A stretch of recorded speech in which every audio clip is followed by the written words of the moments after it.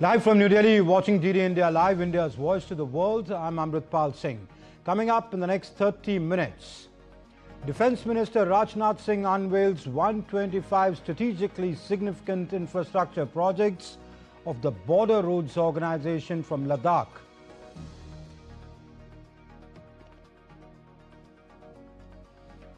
West African country Benin military group claimed to have seized power. Government refutes the claim, asserts armed forces foiled the coup attempt.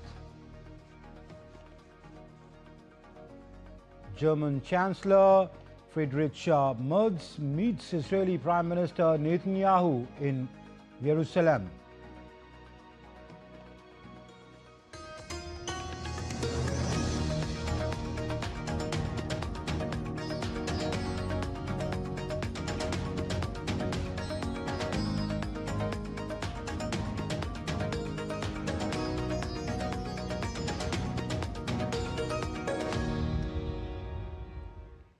An attempted military coup unfolded in West Africa's Benin on Sunday when a group of soldiers stormed state television to announce the dissolution of government led by President Patrice Talon. The soldiers, identifying themselves as the Military Committee for Refoundation, declared the removal of the president and the suspension of all state institutions during a televised broadcast. The Military Committee for Refoundation, which met on Sunday in Cotonou, deliberated and decided the following: Mr. Patrice Talon is removed from office as President of the Republic. However, a senior military source later confirmed that the situation was under control and that the coup plotters had not taken either President Talon's residence or the presidential office. Meanwhile, Benin's interior minister said that the army had successfully thwarted the attempted coup. A small group of soldiers launched a mutiny aimed at destabilizing the state and its institutions. Faced with this situation, the Beninese armed forces and their hierarchy, true to their oath, remained republican. Their response allowed them to retain control of the situation and foil the attempt. The government therefore urges the population to go about their activities as normal. A drone attack by the Sudanese paramilitary forces hit a kindergarten school in south-central Sudan, killing 50 people, including 33 children. UN has warned against atrocities in the Kordofan. Paramedics on the scene in the town of Kalogi in South Kordofan state were targeted in a second unexpected attack.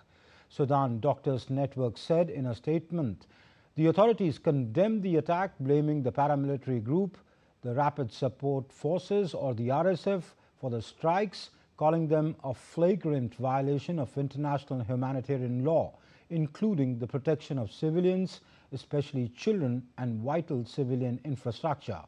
The death toll is expected to be higher, but communication blackouts in the area have made it difficult to report casualties. UNICEF has urged all parties to stop these attacks immediately and allow safe, unhindered access for humanitarian assistance to reach those in desperate need.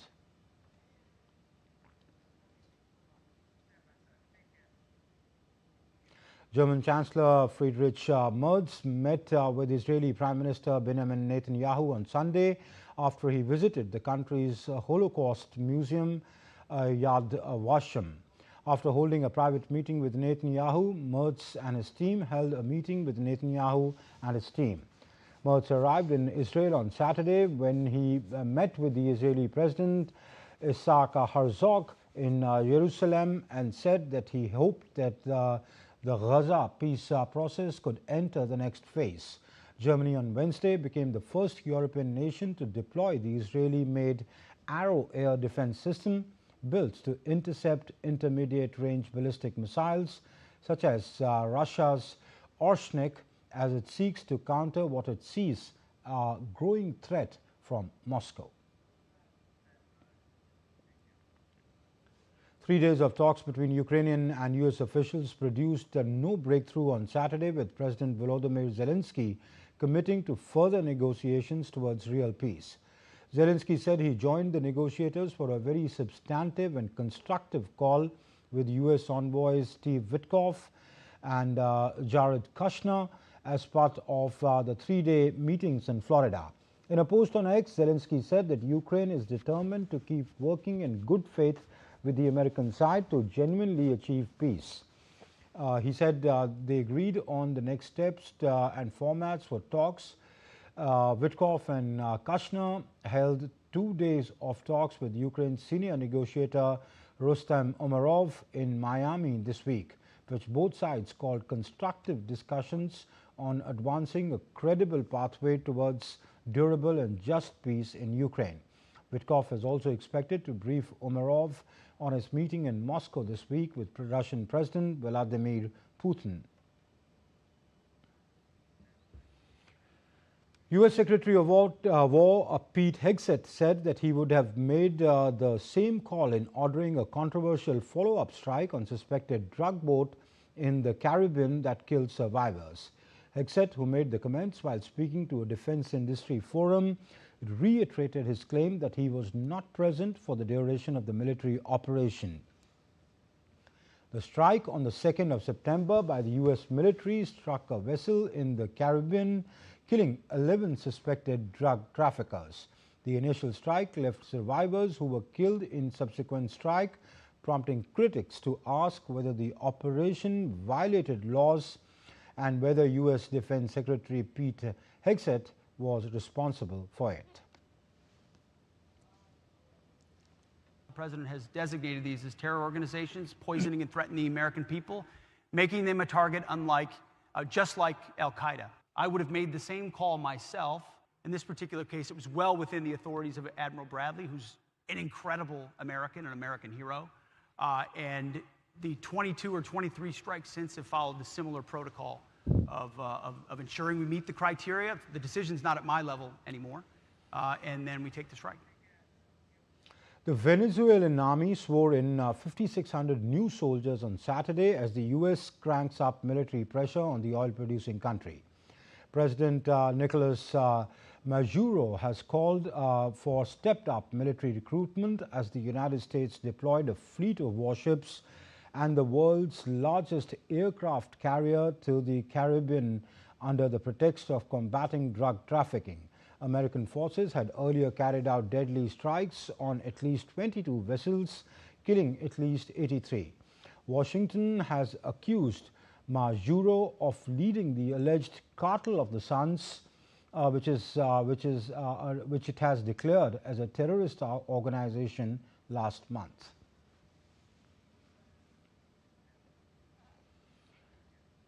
Former U.S. Secretary of State Hillary Clinton, while speaking at the Doha Forum in Qatar, said that she's quite concerned about President Donald Trump's second-term foreign policy. She argued that it marks a shift away from what she called core American values. Hillary Clinton also accused Trump of effectively supporting Russia by really criticizing President Vladimir Putin and pressurizing Kyiv towards a ceasefire deal. For example, supporting Russia's invasion of Ukraine, both in an affirmative way by very rarely criticizing Putin for the brutal war that he has waged on the Ukrainian people, and then attempting to try to coerce the Ukrainians into accepting a negotiated ceasefire and peace deal that would be, by any objective measure, leaving them vulnerable to further Russian activity. Remember, Russia has been in Ukraine since 2014, so this didn't start in 2022. And former Pentagon official Michael Rubin criticized the U.S. government's foreign policy under Donald Trump's second term in office. According to Rubin, Trump administration's recent inclination towards Pakistan as an ally makes no strategic sense for the United States. There is no strategic logic for the United States embracing Pakistan. It should not be a major non-NATO ally. It should be designated a state sponsor of terrorism, period. And if Asim Munir comes to the United States, he should be arrested as opposed to honored. Now shifting focus to the Asia-Pacific, Australia and Japan reaffirmed their commitment to maintain peace and stability in the Indo-Pacific after a Chinese military aircraft locked radar onto a Japanese fighter jet on Saturday. Australian Defence Minister Richard Marles held talks with his Japanese counterpart on Sunday regarding intensifying Sino-Japanese tensions over Taiwan. Marles said that Australia does not want to see any change to the status quo across the Taiwan Strait. Say that we do not want to see any change to the status quo across the Taiwan Straits. In general terms, Minister Koizumi and I spoke about the way in which Australia and Japan can work together to assert the rules-based order and provide for the peace and stability of the Indo-Pacific. And we will continue to assert this. We will be very clear with China that in all that we are seeking to do, our only aim is to assert the rules-based order to promote the peace and stability of the Indo-Pacific region. And Japanese Defense Minister Shinjiro Koizumi said that Japan has strongly protested against China's action in order to prevent its recurrence. Regarding the incident of radar illumination conducted by a Chinese military aircraft, that was a dangerous act that exceeded the scope necessary for the safe operation of the aircraft. Japan has strongly protested this action and called on China to strive to prevent its recurrence. Hong Kong citizens began voting on Sunday in an election where the focus is on turnout, with residents grieving and traumatized after the city's worst fire in nearly 80 years, and the authorities scrambling to avoid a broader public backlash. The city is holding elections for the Legislative Council, in which only candidates vetted as patriots by the China-backed Hong Kong government may run. Legislature elections in Hong Kong used to feature boisterous clashes between pro-Beijing and pro-democracy camps, which the latter often won with around 60% of the popular vote. But in 2020, Beijing imposed a sweeping national security law after the city was roiled by huge and sometimes violent pro-democracy protests. Sri Lankan authorities issued fresh landslide warnings on Sunday, with rain slashing areas already devastated by a powerful cyclone, as the death toll rose to 618. More than 2 million people, nearly 10% of the population, have been affected by last week's floods and landslides triggered by Cyclone Ditwa, which is the worst of on the island this century. The Disaster Management Center said that monsoon storms were adding more rain and making hillsides unstable, including the central mountainous region and the northwestern Midlands. Helicopters and planes were being used on Sunday to supply communities cut off by landslides in the center of the country. The Sri Lankan Air Force said it had received a plane load of relief supplies from Myanmar on Sunday, and the latest batch, which is the latest batch of foreign aid. The government has confirmed 618 dead, 464 from the lush tea-growing central region, while 209 people remain unaccounted for. More than 75,000 homes were damaged, including close to 5,000 that were completely destroyed. Still to come up on DD India Live, magisterial inquiry ordered into the fire at Goa Club, which claimed 25 lives. Delhi government launches India's first city-centric AI engine, the Delhi AI Grind. And Australia crushed England by 8 wickets in the second Ashes Test in Brisbane.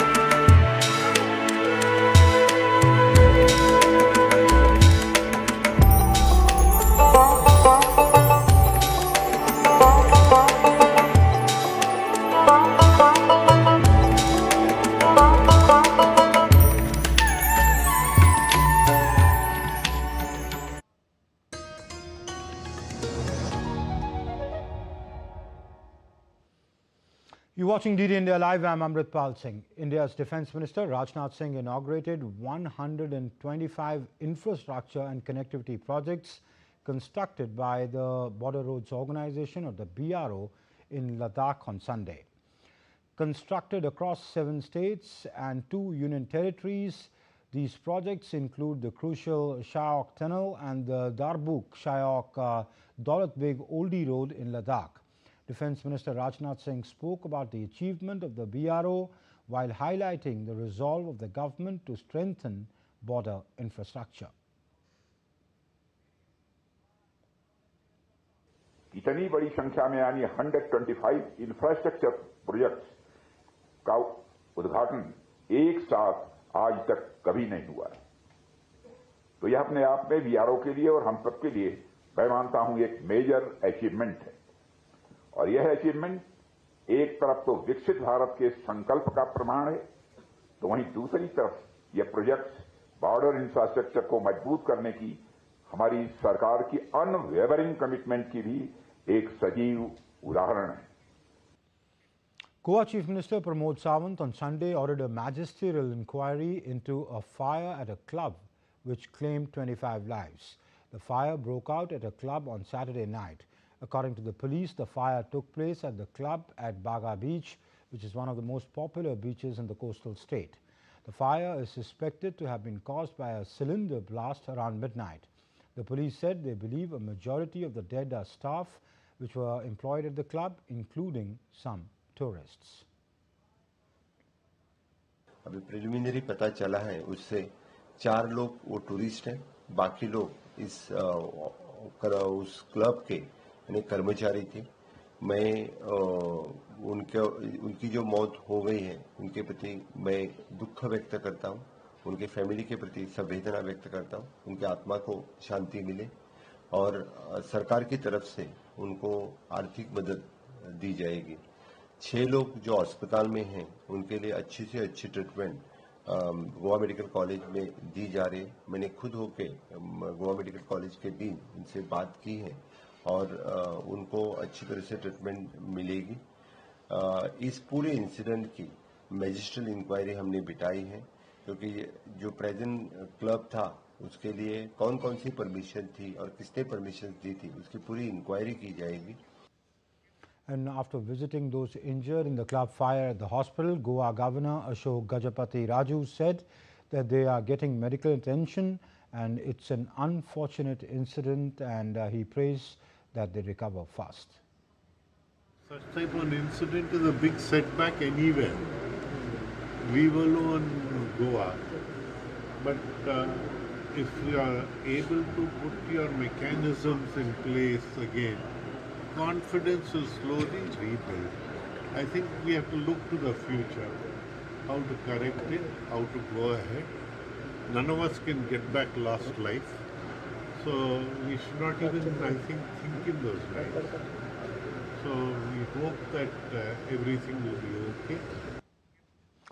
The Delhi government launched the AI Grind Challenge on Sunday. The inauguration ceremony took place at the Central Park in the presence of Indian Air Force Group Captain Shubhanshu Shukla and Delhi Chief Minister Rekha Gupta. The Chief Minister lauded the leadership of Prime Minister Modi for establishing a new global identity in the field of AI, technology and innovation. Speaking at the event, Group Captain Shubhanshu Shukla shared his experience in space and highlighted the role of artificial intelligence in space technology. He urged youngsters to contribute towards realizing the goal of Viksit Bharat by 2047. On to sports now. Australia cruised to an 8-wicket win over England in the day-night second Ashes test in Brisbane for an ominous 2-0 lead in the series. The hosts chased down the paltry target of 65 in just 10 overs as England were comprehensively outplayed in every department. Their batting apart from Joe Root and Zach Crawley in the first innings and Captain Ben Stokes and Will Jacks in the second was below par.